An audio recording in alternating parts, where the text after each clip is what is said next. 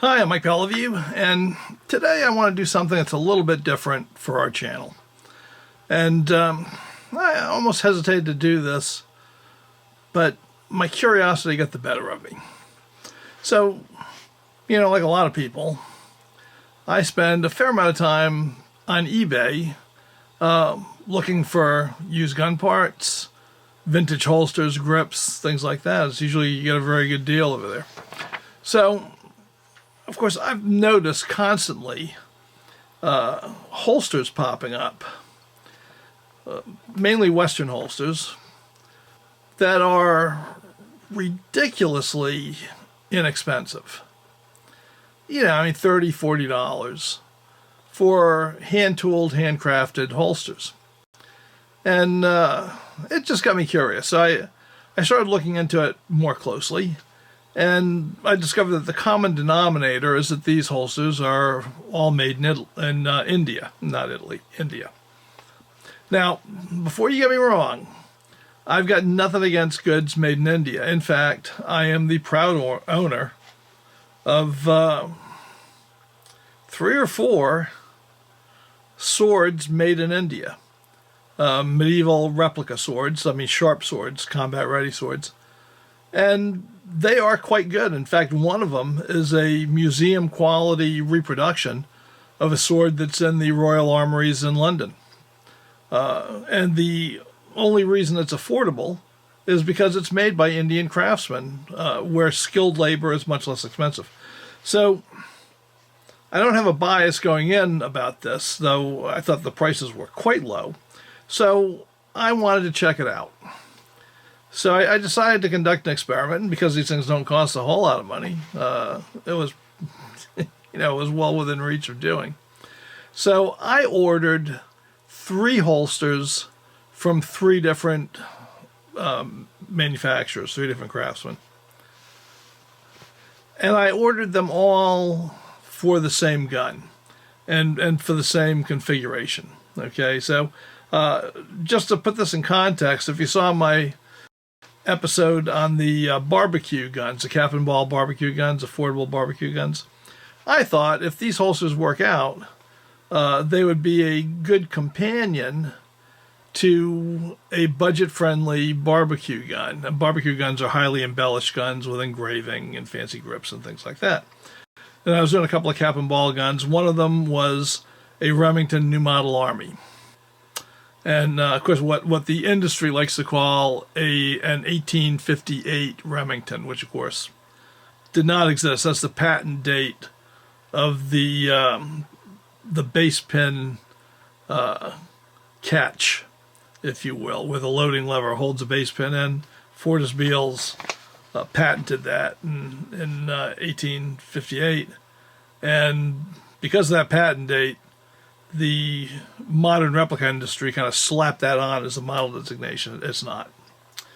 I know I get off on that all the time. But anyway, I ordered a left-hand holster because the right hand was going to be occupied by my Captain Schaefer gun, which I already had a holster for, several holsters.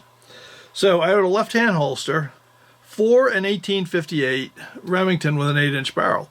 And I wanted to do that because that's not a common option on, let's say, off-the-shelf holsters, even like El Paso Saddlery or Kirkpatrick Leather Goods. They would typically make holsters for 7.5-inch single-action Army, Colt single-action Army. But it's hard to find someone except a custom maker to make you a holster for an 8-inch barreled Remington. So these were options that were offered, and I thought, well, I'm going to see, how well they do on that, because that's something that not only would it be inexpensive, but it'd be a good find. So I ordered 3 of them, all left-handed, all for 8-inch 1858 Armies. And I placed the orders, and I waited, and I waited, and I waited. And just to let you know, that's part of ordering from these Indian manufacturers. And that's not necessarily a bad thing. Certainly if you're used to Amazon Prime, next day delivery, it's a shock to your system to have to wait 2 or 3 weeks. But they are coming from India. And And to be honest with you, I don't think I don't think they keep anything in stock. I think they start working on it after they get your order. That's my supposition, just based on how long it takes them to get anything done. So, if you're only paying $39 for a holster, then maybe you can wait 2 or 3 weeks instead of paying $150 for a holster and getting it right away. So, okay, fair trade-off, but you do have to wait. And you don't know how much time you're going to have to wait up front. You don't know until the order's confirmed and they tell you. And then you wait. So, how long did it take? You might want to know. Oh, and before we do that, I don't want to identify the individual makers. I think that would not be fair to them. And any faults I'm finding, I don't really think are just limited to those makers. I think it's a generic issue with, let's say, the type, right? So I'm blanking out the holster makers, but just so that we know which ones we're talking about, I ordered 3 very different looking holsters. So holster number 1, I'm going to call basket weave for obvious reasons. Holster number 2, I'm going to call concho, also for obvious reasons. And holster number 3, I'm just going to call carved. Once again, the obvious. Okay, so how long did it take for those babies to come in? All right, basket weave was the fastest, 13 days. And that was within the time they quoted. So it's not Amazon Prime, but, they lived up to their promise. You knew what you were expecting. You could wait for it. They gave me tracking information. There you have it. 13 days, not that bad. The concho delivery, that took 17 days. They had quoted me 10 days. But when the 10 days were up, I didn't even have a tracking number. Looked like they hadn't shipped at all. So I contacted them and I said, hey, what gives? Have you shipped the holster? What's going on? And they said, oh, I'm very sorry. We had 3 holidays here in India, and apparently they got no work done at all. So they said, no, we hadn't shipped it, but here's the good news. We're shipping it out today. Okay. So I got it about 4 days later. They shipped it out, theoretically, next day air, right? Because they were so sorry that they had made me wait. And I believe they did, but they got held up somewhere in Berlin. I mean, when your supply chain stretches all the way to India, lots of things can slow it up. So I got it in 17 days. But that's not going to be the end of that story, so you just have to wait a little while. And then the final one, the carved holster, that took 22 days. Or 21 days, I guess. Actually, I ordered 2 of these, 1 day apart. So I made the first order the day before for a right-hand holster, and I thought, because I actually wanted a pair of these for a reason. And I'm going to use them for a whole different reason, as it turns out. But anyway, the next day, I ordered another one. They shipped them both together. So it actually took 22 days for the first one to arrive, but 21 days for the left-hand holster to arrive. That was way outside of their estimate, by the way. So, you really got to wait. So that's the delivery situation on these. Now, the next question is, all right, so I waited, and in the fullness of time, a package came in, and when I opened it, was what was inside that package what I had ordered? Well, let's see. Remember, what I ordered was left-hand holster, Remington 8-inch barrel, right? So let's look at the basket weave first. What I got will hold an 8-inch barrel Remington. In fact, it might hold 2 of them. Okay, here's a holster. Here's an 8-inch barrel Remington. It just engulfs it, right? I mean, it's way too big. Way too big. And in fact,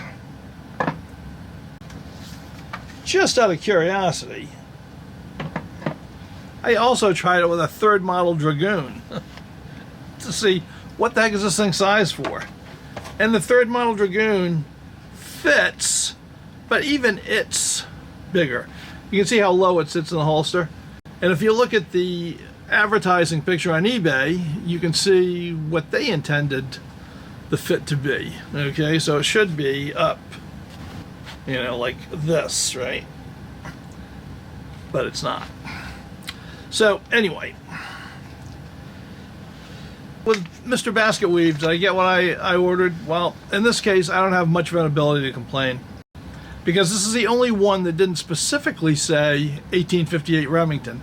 It just said 8-inch barrel, of which the only two guns likely to have an 8-inch barrel in the single action world that we're dealing with are 1858 Remingtons and 1860 Armies.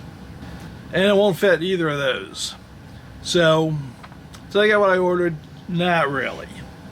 Was not a good scene. So then we come to the Concho holster.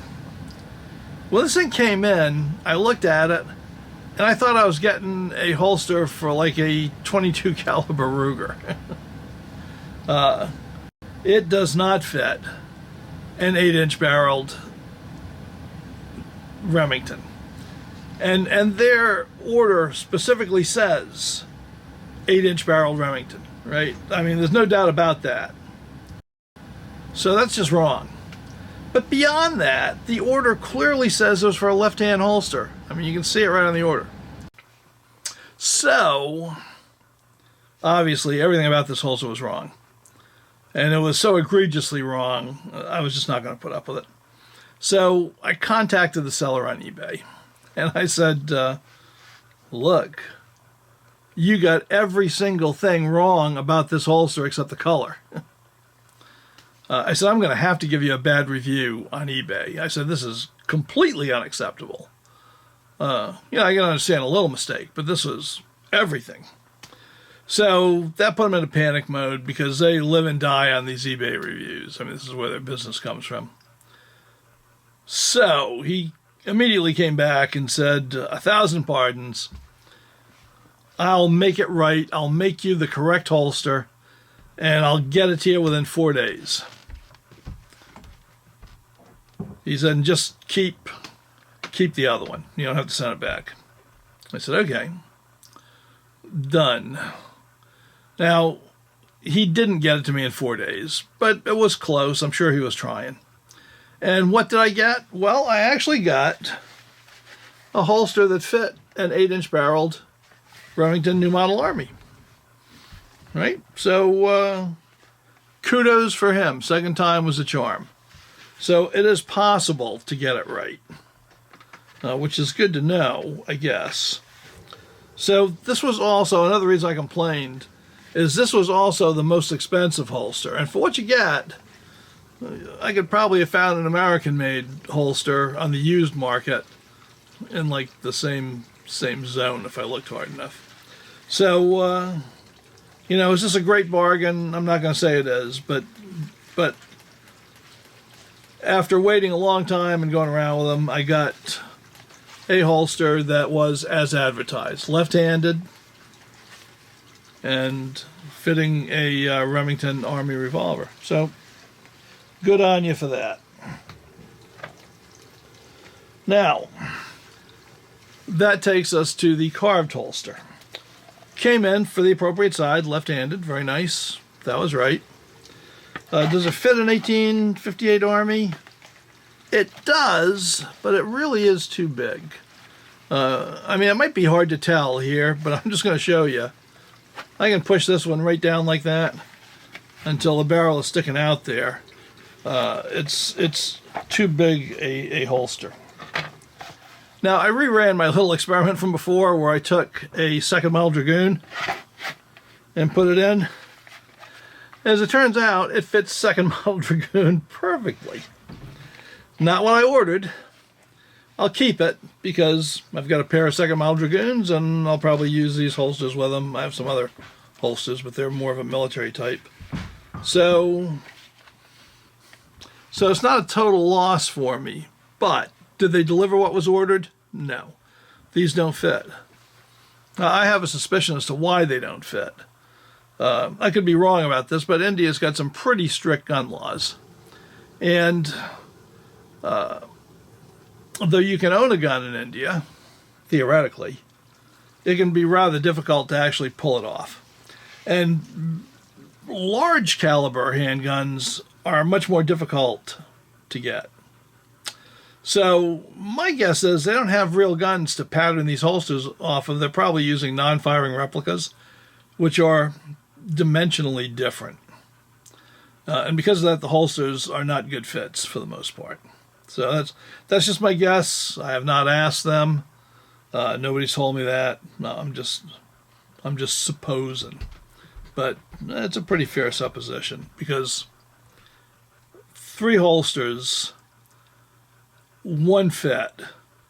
And that one fit because it was a complaint. I'm not sure.